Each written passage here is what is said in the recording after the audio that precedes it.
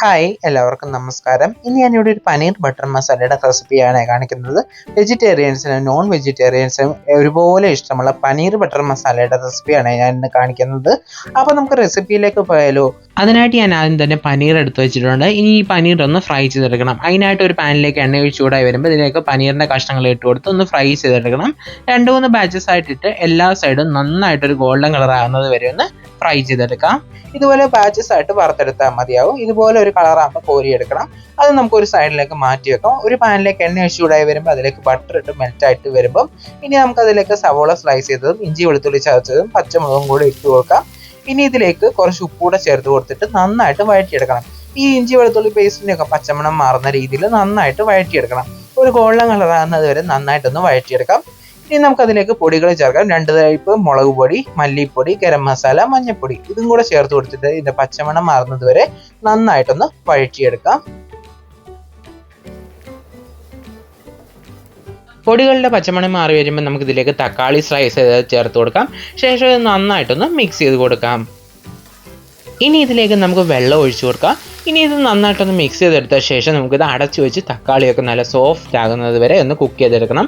നന്നായിട്ട് മിക്സ് ചെയ്ത് കൊടുത്ത ശേഷം നമുക്കിത് മീഡിയം ഫ്ലെയിമിൽ വെച്ചിട്ട് അടച്ചു വെച്ച് കുക്ക് ചെയ്തെടുക്കാം. ഇപ്പോൾ ഇത് നന്നായിട്ട് കുക്കായി വന്നിട്ടുണ്ട്. അടപ്പൊക്കെ മാറ്റിയിട്ടുണ്ട്. നന്നായിട്ടൊന്ന് മിക്സ് ചെയ്തെടുക്കാം. ഇനി നമുക്ക് ഫ്ലെയിം ഓഫ് ചെയ്ത് കൊടുത്ത ശേഷം ഇത് ചൂടാറാൻ വേണ്ടി മാറ്റി വെക്കാം. ചൂടാറി കഴിഞ്ഞ് നമുക്ക് മിക്സിയുടെ ജാറിലിട്ട് അരച്ചെടുക്കാം. ഇത് നന്നായിട്ട് ചൂടാറി വന്നിട്ടുണ്ട്. ഒരു മിക്സിയുടെ ജാറിലേക്ക് ഇട്ട് കൊടുത്ത ശേഷം നല്ല ഫൈൻ പേസ്റ്റായിട്ട് അരച്ചെടുക്കാം. ഒട്ടും തരികളില്ലാതെ ഒട്ടും വെള്ളവും ചേർക്കാതെ നല്ല ഫൈൻ പേസ്റ്റായിട്ട് അരച്ചെടുക്കണം. ഒരു പാൻ ചൂടാക്കി അതിലേക്ക് എണ്ണ ഒഴിച്ച് ചൂടാക്കി ഇതിലേക്ക് ബട്ടർ ഇട്ട് മെൽറ്റ് ചെയ്തിട്ട് കുറച്ച് ജീരകം ചേർത്തൊന്ന് പൊട്ടിച്ചെടുക്കാം. ജീരകം ഒന്ന് നന്നായിട്ട് മൂപ്പിച്ചെടുത്ത ശേഷം ഇതിലേക്ക് അരച്ചെടുത്തത് ഒഴിച്ചു കൊടുക്കാം. ഇനി ആ സെയിം മിക്സഡ് ജാറിലേക്ക് വെള്ളം ഒഴിച്ചൊന്ന് മിക്സ് ചെയ്തെടുത്ത ശേഷം ഇതിലേക്ക് ഒഴിച്ചു കൊടുക്കണം. ഇനി ഇതിലേക്ക് പാകത്തിനുള്ള ഉപ്പ് ചേർത്ത് കൊടുക്കാം. ശേഷം ഇത് നന്നായിട്ടൊന്ന് മിക്സ് ചെയ്തെടുക്കാം.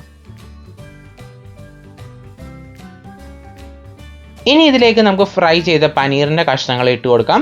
കൂടെ തന്നെ ഇതിലേക്ക് കുറച്ച് ടൊമാറ്റോ സോസും ഒഴിച്ചു കൊടുക്കാം. ഇനി ഇതിലേക്ക് കസൂരി മേത്തി പൊടിച്ചത് ചേർത്ത് കൊടുക്കാം. ശേഷം ഇതെല്ലാം കൂടെ നന്നായിട്ടൊന്ന് മിക്സ് ചെയ്തെടുക്കാം. ഒരു മിക്സഡ് ജാറിലേക്ക് അണ്ടിപ്പരിപ്പ് ചേർത്ത് കൊടുക്കുക. ശേഷം നല്ല ഫൈൻ പൗഡറായിട്ട് പൊടിച്ചെടുക്കാം. ഇനി ഇതിലേക്ക് കുറച്ച് വെള്ളം കൂടെ ഒഴിച്ചിട്ട് നല്ല ഫൈനായിട്ട് അരച്ചെടുത്ത് നമുക്കിതിലേക്ക് ഒഴിച്ചു കൊടുക്കാം. ഇനി ഇതിലേക്ക് നമുക്ക് കുറച്ച് മല്ലിയില ചോപ്പ് ചെയ്തത് ചേർത്ത് കൊടുക്കാം. ശേഷം നന്നായിട്ടൊന്ന് മിക്സ് ചെയ്തെടുക്കുക. എല്ലാം കൂടെ നന്നായിട്ടൊന്ന് മിക്സ് ചെയ്തെടുത്ത ശേഷം നമുക്കിത് അടച്ച് വെച്ച് കുക്ക് ചെയ്തെടുക്കണം. മീഡിയം ടു ലോ ഫ്ലെയിമിൽ വെച്ചിട്ട് ഒരു 5 മിനിറ്റ് അടച്ച് വെച്ച് നന്നായിട്ടൊന്ന് കുക്ക് ചെയ്തെടുക്കണം. അടച്ച് വെച്ച് തന്നെ കുക്ക് ചെയ്തെടുക്കാനായിട്ട് ശ്രദ്ധിക്കുക. അപ്പോൾ ഇതുപോലെ ഒന്ന് അടച്ചു വെച്ച് കുക്ക് ചെയ്തെടുത്ത ശേഷം നമുക്ക് ഇതിൻ്റെ അടപ്പ് മാറ്റാം. ഇനി നമുക്കിതിലേക്ക് കുറച്ചുകൂടെ മല്ലിയില ചേർത്ത് കൊടുക്കാം. ഇനി ഇതിലേക്ക് നമുക്ക് കുറച്ച് ഫ്രഷ് ക്രീം ചേർത്ത് കൊടുക്കാം. അപ്പോൾ ഇതിലേക്ക് ഞാൻ ഫ്രഷ് ക്രീമും ചേർത്ത് കൊടുത്തിട്ടുണ്ട്. ഇനി നമുക്ക് ഫ്ലെയിം ഓഫ് ചെയ്ത് കൊടുക്കാം. നന്നായിട്ടൊന്ന് മിക്സ് ചെയ്തെടുക്കാം. അപ്പോൾ ഇതിൻ്റെ എല്ലാ ഇൻഗ്രീഡിയൻസിൻ്റെ ലിസ്റ്റ് ഞാൻ ഡിസ്ക്രിപ്ഷൻ ബോക്സിൽ കൊടുത്തിട്ടുണ്ട്. ഇതുപോലെ നന്നായിട്ടൊന്ന് ഞാൻ മിക്സ് ചെയ്തെടുത്തിട്ടുണ്ട്. അപ്പോൾ നമ്മുടെ പനീർ ബട്ടർ മസാല ഇവിടെ റെഡി ആയിട്ടുണ്ട്.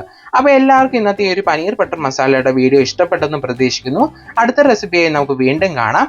Thanks for watching.